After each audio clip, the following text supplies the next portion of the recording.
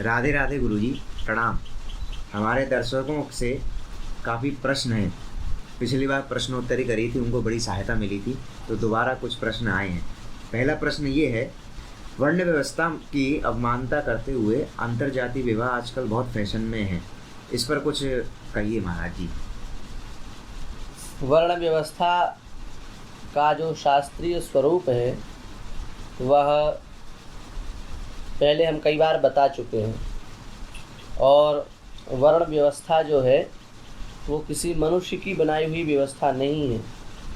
लोग कहते हैं कि जो मानसिक गंदगी थी, जिनके अंदर मानसिक गंदगी भरी हुई थी, ऐसे लोगों ने वर्ण व्यवस्था बनाई है, जबकि यह वर्ण व्यवस्था किसी मनुष्य की बनाई हुई नहीं है। यह अनादि अपौरुषेय जो वेद है, उस वेद से ही वर्ण व्यवस्था सिद्ध है। और वर्ण व्यवस्था को न मानते हुए जो परस्पर किसी भी वर्ण का किसी भी स्त्री के साथ, किसी भी वर्ण के पुरुष का किसी भी वर्ण की स्त्री के साथ जो संबंध और विवाह आदि हो रहे हैं, उससे निश्चित ही वर्ण शंकर संतान उत्पन्न होगी। और शंकरो नरकायैव, गीता में भगवान ने कहा शंकर संतान जो होगी, वर्ण शंकर जो संतान होगी, वो नरक ले जाने के लिए ही उत्पन्न होगी। और वर्ण शंकर संतान होगी तो लुप्त पिंडोदक क्रिया, जो पितरों को पिंडदान आदि होता है, वो पिंडदान उन पितरों तक नहीं पहुँचेगा, और पितर जो है वो नीचे की योनियों में आ जाएंगे। और जब पितर नीचे की योनियों में आ जाएंगे तो वे आपको श्रापित करेंगे, आपके पूरे समूचे वंश में विनाश की लहर आ जाएगी। इसलिए पंडित जी, शास्त्रों में इसको बहुत अच्छे से समझाया गया।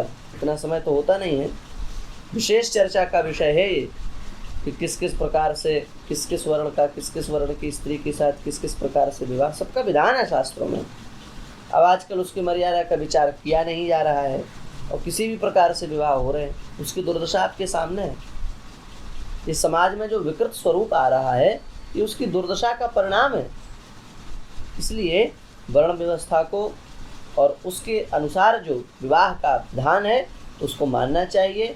ये जो आधुनिकता में आकर के हम लोग कर रहे हैं, इससे निश्चित ही हमारा विनाश होगा, इसका हमें ध्यान रखना चाहिए। बहुत बहुत धन्यवाद गुरुजी। दूसरा प्रश्न ये है, हम कई जगह देखते हैं कि जो भगवान की मूर्तियाँ रहती हैं, जब खंडित हो जाती हैं तो लोग इधर उधर कूड़ा में फेंक देते हैं। और एक दर्शक ने लिखा है कि कई कुएं में लिखा है कि यहाँ मूर्तियाँ ना डालें, तो जब खंडित हो जाती है मूर्ति तो उसका क्या किया जाए? खंडित मूर्ति जो देव प्रतिमा है, वह वस्तुतः देव प्रतिमा कोई पत्थर नहीं है। देव प्रतिमा जो है वो भगवान का ही स्वरूप है। इसलिए तृतीय स्कंध में भगवान कपिल देव ने कहा है कि मेरी जो श्री विग्रह है उसको मेरा ही स्वरूप समझो, वो कुछ और नहीं है, वो साक्षात मेरा स्वरूप है। अर्चावतार के रूप में साक्षात भगवान का अवतार है, पर विभव व्यूह आदि जो भगवान के अवतार हैं, उन अवतारों में जो अर्चावतार है वो साक्षात भगवान का स्वरूप है। इसलिए जो भी मूर्ति है वे कहीं ना कहीं भगवदीय अंश तो उनमें विद्यमान है ही।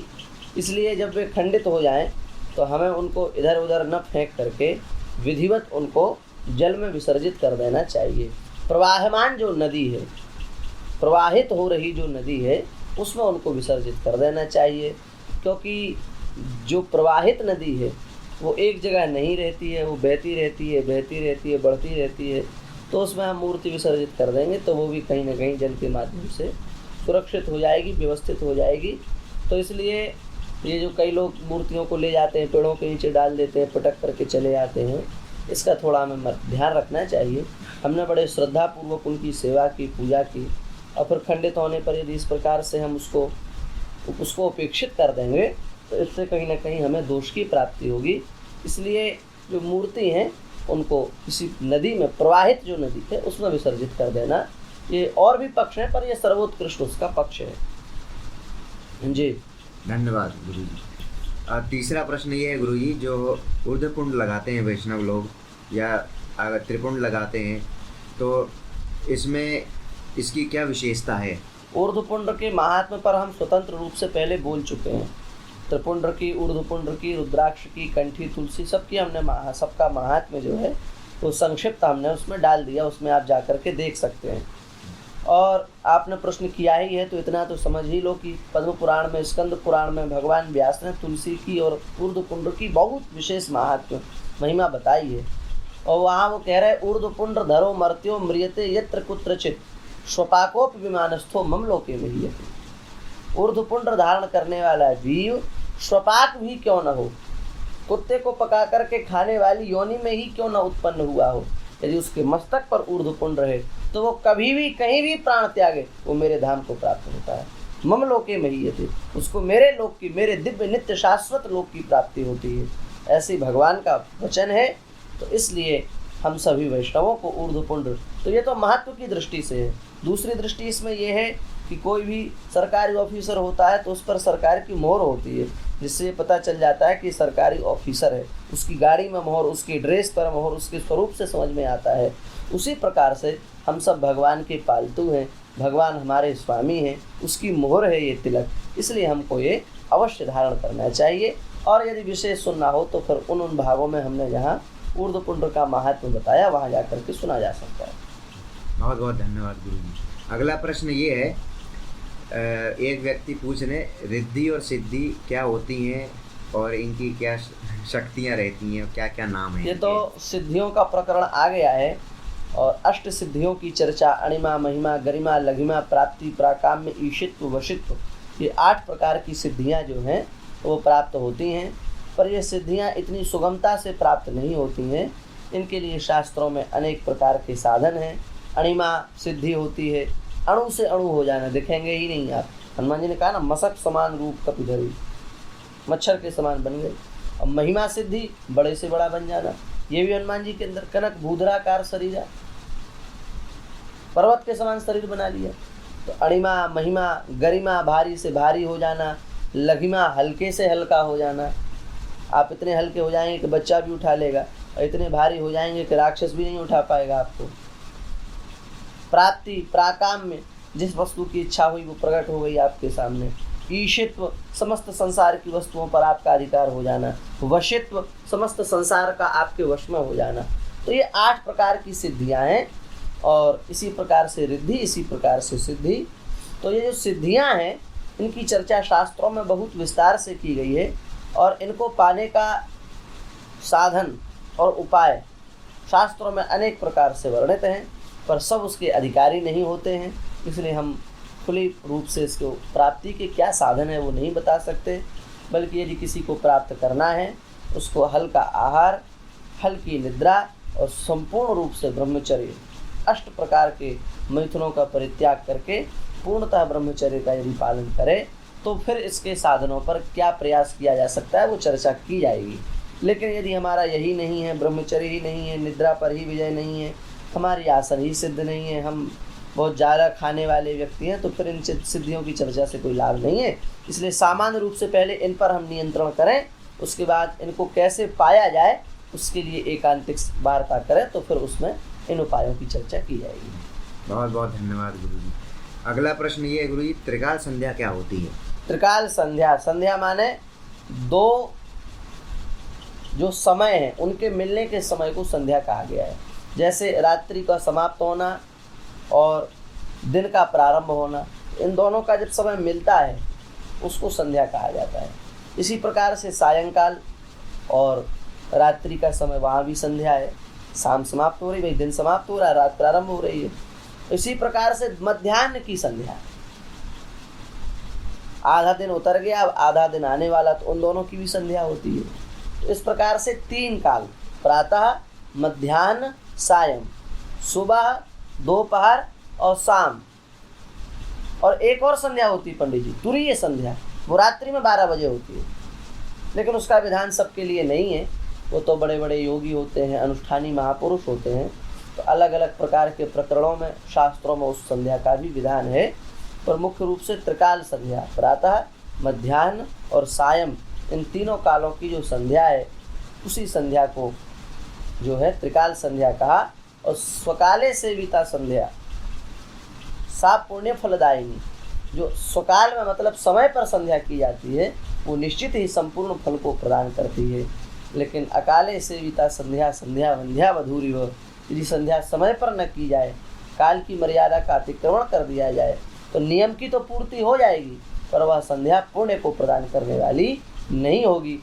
इसलिए समय पर हम लोग संध्या करें और प्रातः मध्याह्न सायं संध्या करें। इसे ही शास्त्रों में आचार्यों ने त्रिकाल संध्या के रूप में कहा है। बहुत बहुत धन्यवाद गुरुजी। अगला प्रश्न ये है, कई जगह हम सुनते हैं भोक्ता देवो जनार्दना कहें या महेश्वरा कहें, दोनों प्रकार का ये भोजन ग्रहण करते समय बोला जाता है ये श्लोक। अन्नम ब्रह्म रसो विष्णु भोक्ता देवो महेश्वरः एवं ज्ञात्वा तु यो भुंक्ते सोन्न दोषैः न लिप्यते, ऐसा शास्त्रीय वचन है। इसके माध्यम से समझाया जा रहा है कि अन्न जो है वो ब्रह्म है, रस जो है अन्न का वो विष्णु है, और रस को ग्रहण करने वाले हैं वो शंकर जी हैं। इस प्रकार जो भाव रख करके प्रसाद पाता उसको अन्न का प्रदोष लगता नहीं है। तो इसकी जगह यदि कहीं ऐसा भी पाठ मिल रहा है कि अन्नम ब्रह्म रसो विष्णु भोक्ता देवो जनार्दनः, इसको भी स्वीकार करने में कोई दोष नहीं है। वस्तुतः जनार्दन भी भगवान शिव ही हैं, क्योंकि जनों का अर्दन करने वाले कौन है? प्रलय काल में भगवान शिव हैं। तो जनार्दन कह लो, महेश्वरा कह लो, कोई बात नहीं, सब वही है। अगला प्रश्न ये है गुरुजी कि कई हम प्रमाण देखते हैं, पद्म पुराण है, वहाँ पे शिव जी का सहस्त्र नाम दे के रखा है, और फिर वहाँ पे राम रामेति करके श्लोक भी दे के रखा है, वहाँ पे सहस्त्र नाम के तुल्य राम नाम बना है। फिर ब्रह्मांड पुराण में अलग कृष्ण नाम के लिए दे के रखा है, महाभारत में फिर अलग दे के रखा है। समझ गए हम। आपका मतलब मूलतः प्रश्न ये है कि जहाँ जाओ वहाँ अलग अलग महात्म्य नामों का है। देखो, ऐसा है कि हमको इस प्रपंच में न पढ़ करके नाम का जप करना चाहिए। नाम जप से ही नाम का स्वरूप प्रकाशित होता है। हम कितनी भी चर्चा कर लें कि किस नाम की महिमा ज़्यादा है, कि उस नाम की महिमा ज़्यादा है, इससे कोई लाभ नहीं होगा ज़्यादा। नाम का क्या महात्म्य है ये तभी प्रकाशित होगा जब हम उस नाम का अनुसंधान करेंगे, उसका श्रद्धापूर्वक जप करेंगे। रही महात्म्य की बात, तो सब इष्ट एक हैं, सब इष्टों के नाम एक हैं। इस दृष्टि से किसी भी नाम का विशेष महात्म्य यदि कह दिया जाए उसमें हमें क्या समस्या? हमारे ही इष्ट की तो नाम का महात्म्य कहा जा रहा है। तीसरी बात इसमें यह है कि हर व्यक्ति की एक जैसी बुद्धि नहीं होती, हर व्यक्ति का एक जैसा अंतःकरण नहीं होता, हर व्यक्ति का एक जैसा प्रारब्ध नहीं होता। इसलिए एकता में अनेकता के रूप से भगवान को प्रदर्शित किया गया। वस्तुतः परब्रह्म तत्व एक है, पर अपनी अपनी उपासना की भेद से, अपनी अपनी रुचि वैचित्र के भेद से श्री दुर्गा जी, श्री गणेश जी, श्री शिव जी, श्री विष्णु जी, श्री राम जी, इस प्रकार श्री कृष्ण जी अनेक प्रकार से ठाकुर जी लीलाओं में विलास कर रहे हैं, अनेक रूपों में विलास कर रहे हैं। तो उस इष्ट के प्रति हमारा भाव जगे, उस इष्ट के प्रति हमारे हृदय में नाम, उस इष्ट के नाम के प्रति हमारे हृदय में प्रीति उत्पन्न हो। इसलिए उस इष्ट के नाम के महात्म्य का विस्तृत रूप से और अतिशय रूप से उसका वर्णन किया जाता है। तो इसलिए हमको उसमें भ्रमित नहीं होना चाहिए। किसी भी इष्ट के नाम का यदि विशेष महात्म्य समझ में आ रहा है तो वो उस इष्ट के उपासक के लिए है, वो उस इष्ट का जो साधक है उसके लिए है। इस प्रकार से जब विवेक कर पूर्वक चिंतन करोगे तो फिर सब भगवान एक, सब नाम एक, सब में किसी प्रकार का कोई भेद नहीं। और इसका वास्तविक उत्तर यही है कि हम स्वयं अनुभव करें, नाम का हम स्वयं जप करें, तब इसका वास्तविक स्वरूप हमारे अंतःकरण में प्रकाशित हो जाएगा। जी ठीक। श्री वृंदावन बिहारी लाल की जय।